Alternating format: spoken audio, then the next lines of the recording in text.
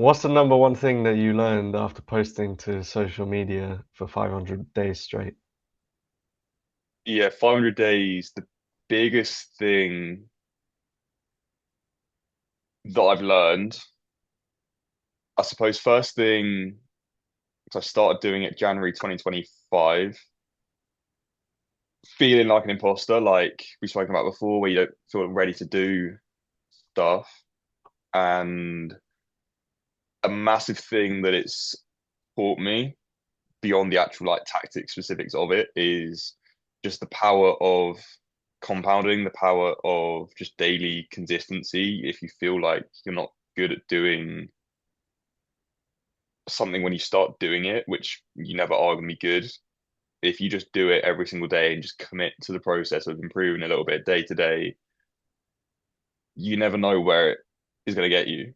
And if I'm looking at a chart or because I know like roughly the trajectory of like the following, I was probably posting for a year to get the first like 1,000 followers, and then in the space of like five posts, it took me up to like 10K. So firstly, I would say the power in just doing the simple daily action, just commit to the process of improving, incremental progress each time you do something, commit to the process, don't expect the outcome. And that's been massive for me. Even like now, it's just yes, the likes and the follows and all that stuff is nice and all that, but it's still just keeping focused on the process, the why I'm doing it, what's the core message that I want to get across in the content. And that has been massive. Beyond that, more tactically with building a personal brand, I mean, it's in the name, it has to be personal. And I think one of the biggest things that elevated my content, that improved it massively, was making it more personal, making it more me and sharing more about me and my backstory and what I've been through, because that's what people want. You can share all the information that you want, but people don't resonate with the facts that on their own, like, oh, here's um three best ways to lose weight, or like simple nutrition tips to drop your first 5 kg and XYZ, and all the information based stuff, which is still important. But one thing that my mentor Dan said to me that would set me apart and that he knew that I could share more of about me, which is more of my story and the things that I've been through. And before I started doing that, so much of my story I didn't want to share for months and months. And even back like a year ago, so it was last September that I spoke about kind of the full like my own backstory, Toby's backstory, just the story about like growing up, and then towards the end of last year, more about like the more recent stuff that's been going on. And before you do it, you feel like it literally feels like it felt like to me that you're putting yourself out there naked in a way, and you're putting your whole self out there, and you feel like you're going to be judged for that or criticized. People are going to see you in a different way. They're seeing parts of you that they've never seen before. And it took a while to get over that mental barrier of worrying how it's going to impact people's perception of me. But I did it anyway. Certain things have been going on for a while that I hadn't spoken about. And then the full backstory again, even that I didn't want to share, for some reason felt like, even with Toby's story, one, I didn't, for a long time, I didn't want people to know. Going back through school, I didn't want people to know about that stuff. I didn't want people to think that I'm different, I'm going through different stuff. I just wanted to be a normal kid. But I just thought, screw it, I'll share it. And slowly over time, since last September, and then kind of as time went on, start putting myself out there more and more as myself, sharing more of the backstory. And as hard as it was at first. I think that's been the single most transformative thing besides just showing up in the content with what I'm doing with it, with being more vulnerable, with still having the like value content and the type of content that anyone can share, but the stuff that really builds that connection with people is that personal, that vulnerable content because it takes so much to put yourself out there fully, and I don't like a lot of people just don't really do it. So now I'm at a point where it's all out there and like I can talk about it, and I don't really care. I just kind of like brush past it, but it's good to keep.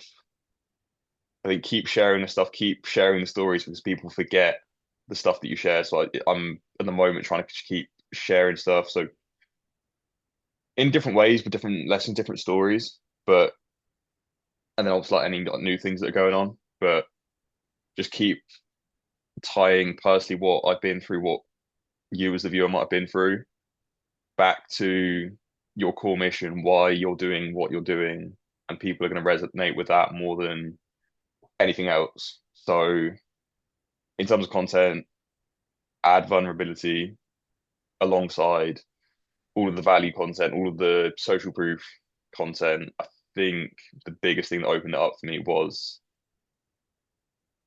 adding that personal element into it. And that's kind of what's what's made it feel authentic and getting to where I am now.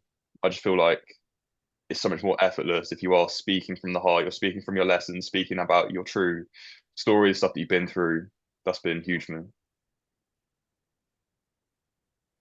Yeah, definitely. Many people don't want to share everything online. I mean, not that you have to. You can still keep some parts of your life private, but it's in the name. A personal brand has to be personal. You have to share things that are unique to you, and people will connect with you in that way. And surprisingly, you'll find people who can actually relate. Maybe they're going through some similar stuff.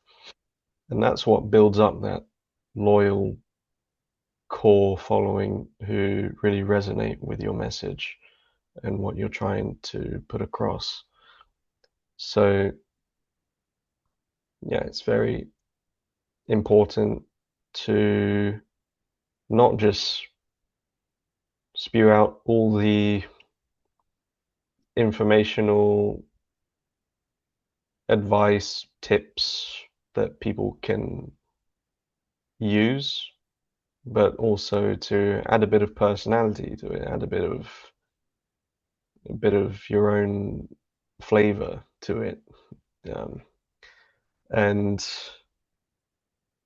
because people people follow people, right? I mean, yeah, there's a bunch of AI accounts now, lots of AI slop, and that's very entertaining, and it can be very entertaining, but that's not what people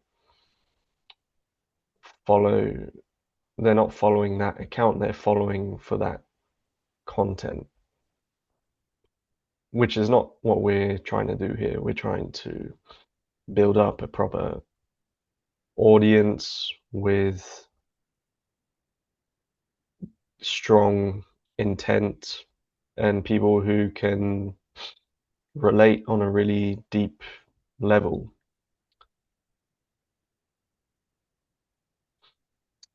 Yeah, I think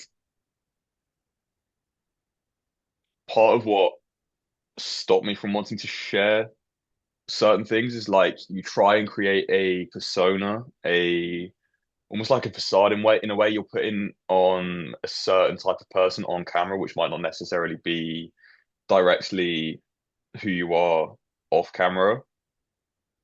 But I think as time has gone on, I've just realized more and more that the more you can put yourself out there as who you are and all of your weird like quirks and different things, the more that's going to resonate with the right people. Like I'm seeing with like fitness coaches, and most of us know that the more in general, the more niche that you can be, besides like location niche, like the more niche you can go with your audience, the more it's gonna resonate with people. I know I'm not like massively niche with my stuff right now, but I keep hearing it, and there are certain niches that I could at some point go deeper into if I decide to. But random things like as an online coach, if you have any weird like or random hobbies or just random weird things that you're into, and it might not even be related to like self-improvement or directly related to fitness or any of that.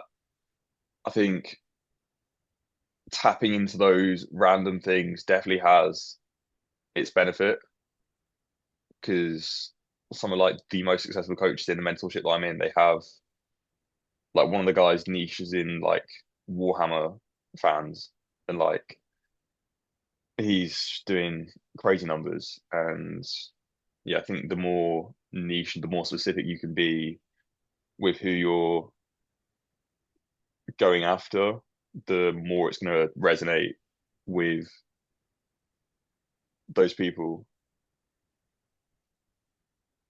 Yeah, having because humans are multifaceted. We can't just keep posting about the same single thing over and over again, just about diet. His 5 ways you can cut fat without not without quitting your favorite foods or something like that. You can't keep doing the same thing because, as you said, people relate more to the more niche you are, more different angles to your personality and character and different quirks and things. People relate to that much more because humans aren't perfect.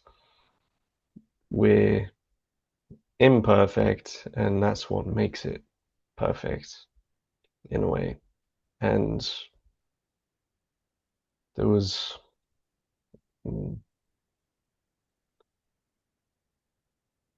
something I wanted to say, but I've lost it. Yeah, I was going to say on that, I think it's important because the thing on like feeling like it's hard to put yourself out there anyway, and then you feel like if you're going to talk about the stuff that you really want to talk about and the things you actually care about that you think that, like people might not care about or it's just not relevant. I think part of it is just accepting that you're not going to resonate with everyone. People are going to, some people are going to comment stuff and say just not resonate with the content and not understand why you're trying to do what you do. In a way, I think that's a good thing. I think it's a good sign that you are getting negative comments, that it's Mm, reaching a colder audience, yeah, and you have to piss certain people off for your message to reach the right person. You could keep it vanilla and keep it plain and boring, but you're just in this middle ground where like people don't. It's not creating any kind of emotion from it. It's not creating any connection. And if you can tap into the unique stuff that you want to share, obviously it's gonna always piss off some people. Or some people won't understand it, and like the stuff that I posted, like I'd seen comments about people saying that like it's like I don't know, like look like beggy, and it's like looking for sympathy, and oh, you've spoken this long about this, and it's not that significant, and X, Y, Z, and yeah, so many like little comments, and now I can just see it and like not that I get loads of them anymore, but you know that if people are commenting bad stuff, you know that in the opposite direction, there's going to be other people that is going to be resonating with. So it's just accepting that as part of the process. Yeah, one thing I learned recently about social media is having an opinion is particularly important in this day and age. If you want to grow on social media, you can't keep it PC all the time. You have to have some polarizing aspect to your content, some controversy that's going to drive a bunch of engagement in the comments, and that's what helps to push your content out further to even more people. And what you say might be ridiculous, and I'm not saying don't say anything that you don't believe in, but if there's something that you believe in that's slightly controversial or polarizing and doesn't hurt anyone, hopefully, but you're always going to like offend someone somehow, even just by existing these days. So you shouldn't be worried about that. If you want to grow on social media, you need to have some kind of opinion because that's also what's not boring. You don't want to be boring. That's the last thing you want to be. I mean, in anything, relationships, even networking connections, and especially social media. You don't want to be boring. So you got to have some kind of opinion, some kind of, what's the word, pizzazz, or some kind of, fire that's gonna really spark controversy. I mean, you don't have to always do that. Obviously, you want to provide value and stuff. There's different types of content that you put out. Some that's specifically meant to drive engagement and reach, and then other types of content that's actually more valuable, that garners more saves, actually builds authority in the space and makes you more credible. So that's definitely one thing I've also learned from posting to social media is having some kind of opinion that's going to stir up a bit of argument and in the comments, and that's going to help you get yourself out there even more to, and you'll resonate more with your diehard audience. They'll be like, yep, 100% agree with you. And then you'll have the haters who will be like, you don't know what you're talking about, and they disagree completely. And that's what you want. That's good. Just don't take it personally. Don't take the comments personally. Just brush it off, ignore it, give it a like, and move on because it's actually a good thing. That's huge for building a tribe, a community as well, which I'm trying to build more of now. Like if you have your opinions on things, if you can get like with clients, if you can get them buying into what your like core message is and they start doing your stuff and they see results from it and you can be firm on the things that you stand for and you know that it works and get people believing in that so much and then create a common enemy, like the thing that they might have tried before that didn't work. It's like for me, like the people that have been through like Slimming World and Weight Watchers and all these like strict diets that haven't worked for them, you almost want to like pin that as like the enemy and the thing that isn't going to work or not going to work for these people. And what they need is this thing instead of creating that like shared belief that this process is the right thing for them and they've seen it how it can benefit them and they feel so much better doing it. I think having like a common enemy or something that you're against is also big. Obviously, like in content talking about opinions, that's big, but then also that's what gets people to buy into you and buy into your philosophy. And when you have that kind of connection in a community that you're building, it's almost like that thing of it's like a pendulum that it just gains more and more momentum. I think at the moment for me trying to build this community as hard as it is at times, I think the more and more you put into it, the more you like share your opinion, talk about stuff, get people to buy into it, the more like weight it just gains. And I think it is just that like compound thing that the more you put into it, the more people engage, the more they see how things work, and it just swings more and more, and swings further, gains more momentum, and just builds that, yeah, like that compound effect, which I think is all like kind of downstream from depolarizing, share your opinion, build like a shared mission, and it's massive in building that Yeah, community. definitely for building a community and almost like a cult like following or audience, which is huge if you want to eventually start monetizing.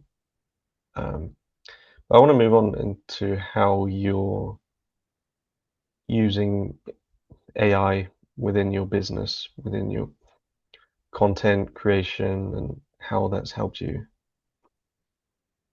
Yeah, I'm pretty new to using Claude. It's only like a month and a half ago that I started using it a bit more. I think it was Ali Abdel that I saw his video using it, and that kind of prompted me to give it a go because so many little tasks that I've been wanting to do and put in place, but there's just always this level of like friction, especially for me. It's the design, the creative stuff that I'm just useless with.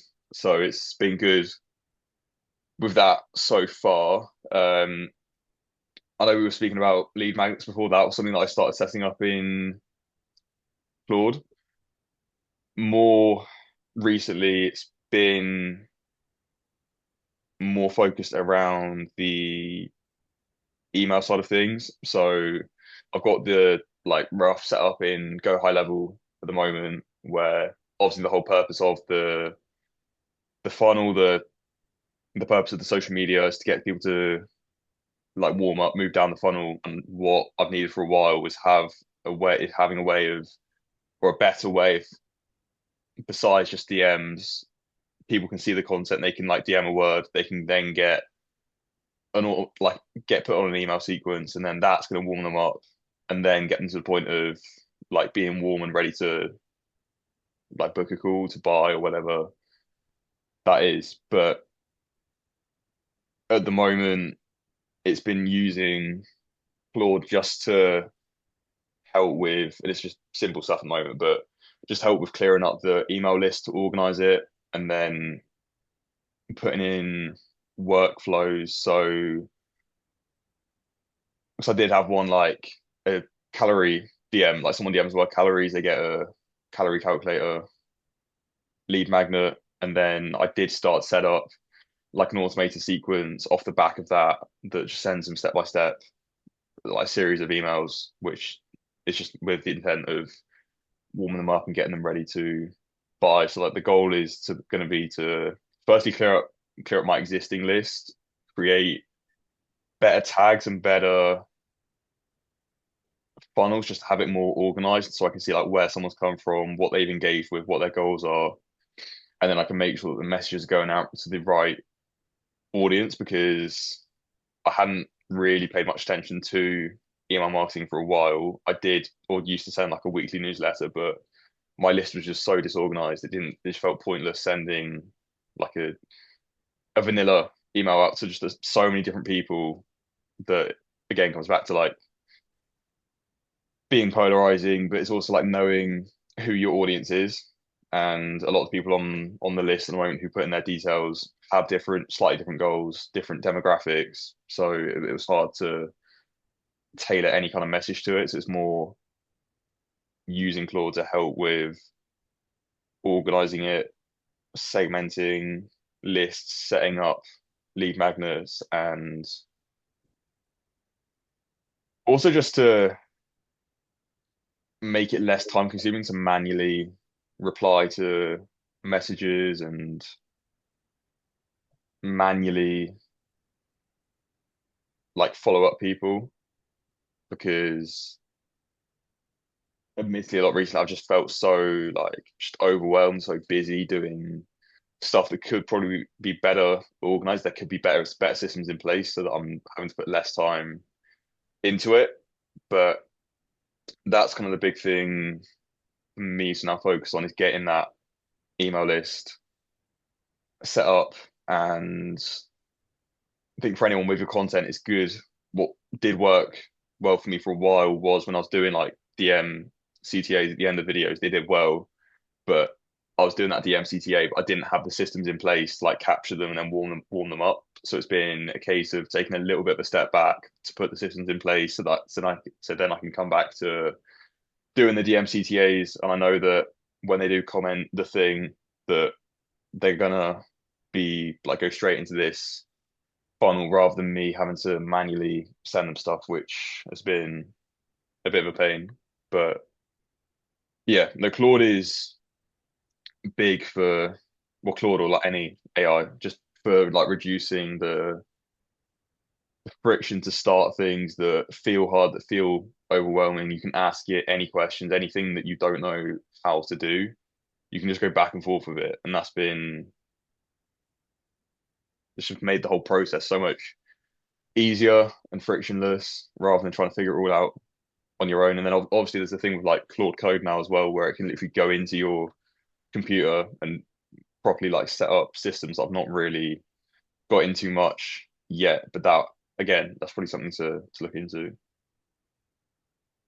Yeah, really cool, interesting stuff there with Claude. I just realized recently you can do so much with it. Like you can connect it your phone to your computer, and then you could be out and you could tell it what to do on your phone, and provided your computer or your laptop is open at home, it can just do work for you. Like while you're out and about, you can give it instructions to go, please schedule this post to go out this time.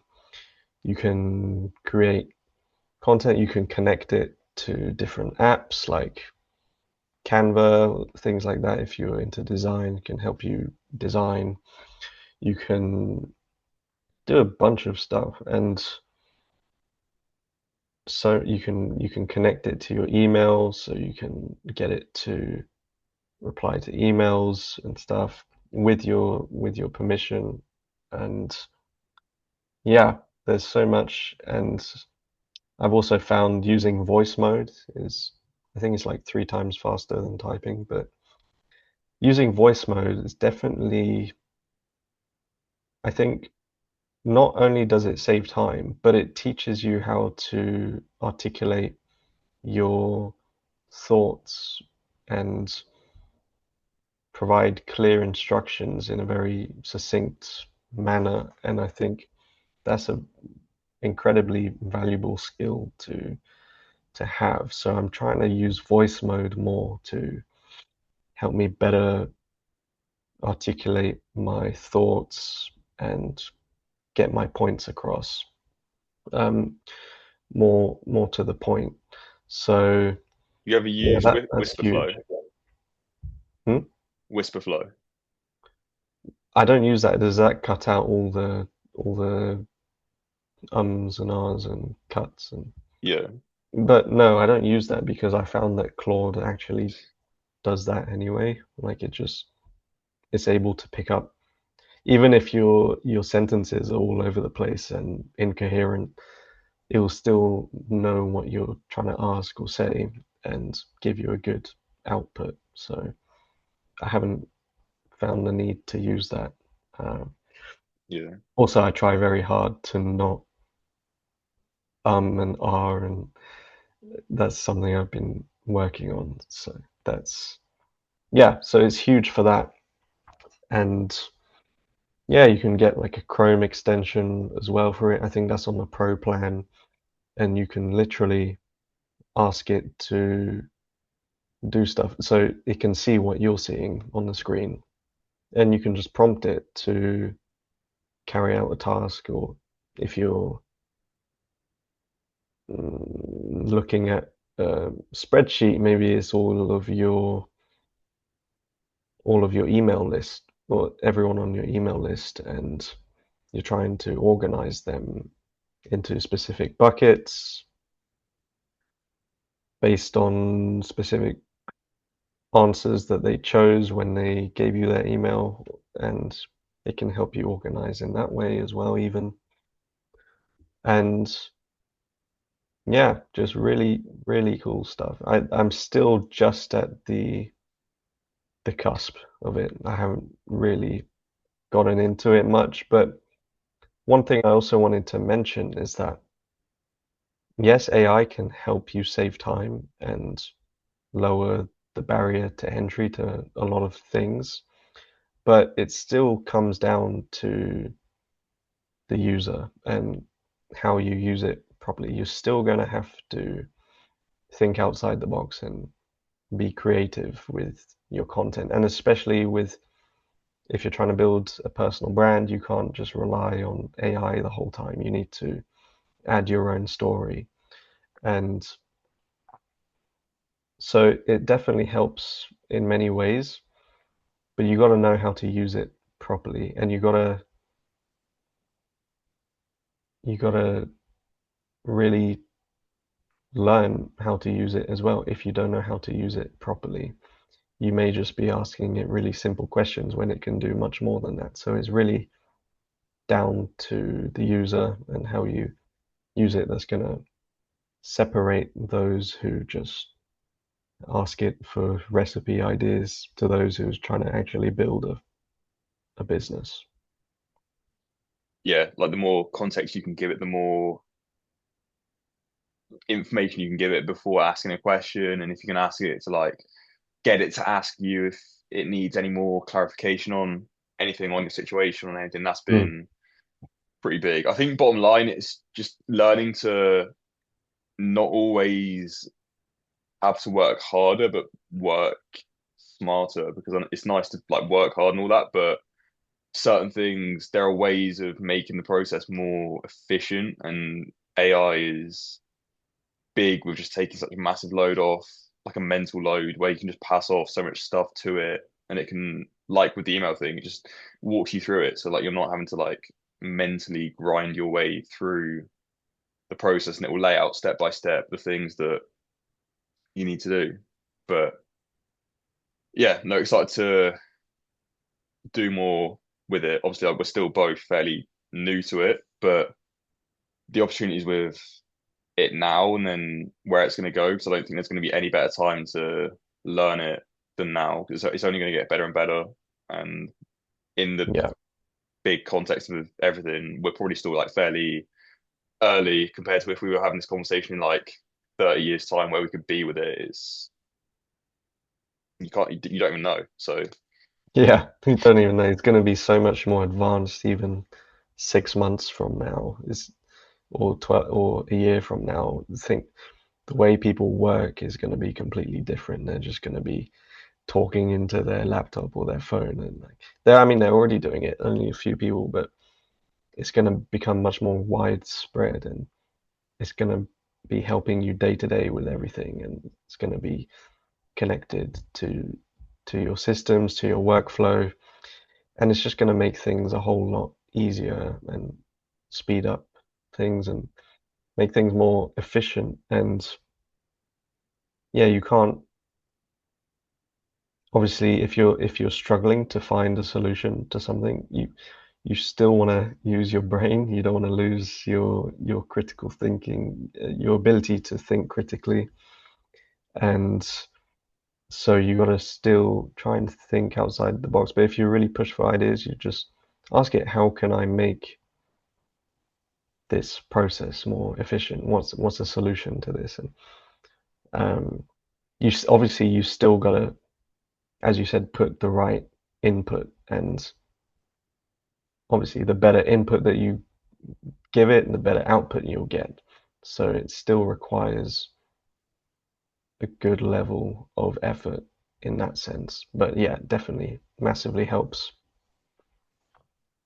this is where when building a brand, that's where having your own voice, your the things that you stand for, your story. is what's going to separate the people, I think, that succeed versus the people that rely on AI. Because the thing with all that Yeah, information is that, like with being a fitness coach, if you're just relying on just the information and you're staying vanilla and plain and boring, there's probably going to come a time where people can get that same stuff from AI, and that the AI will give them, like, be their coach and give them everything that they need. But people are gonna resonate with the ones who share their opinion, who are polarizing, who create that connection beyond just the information alone.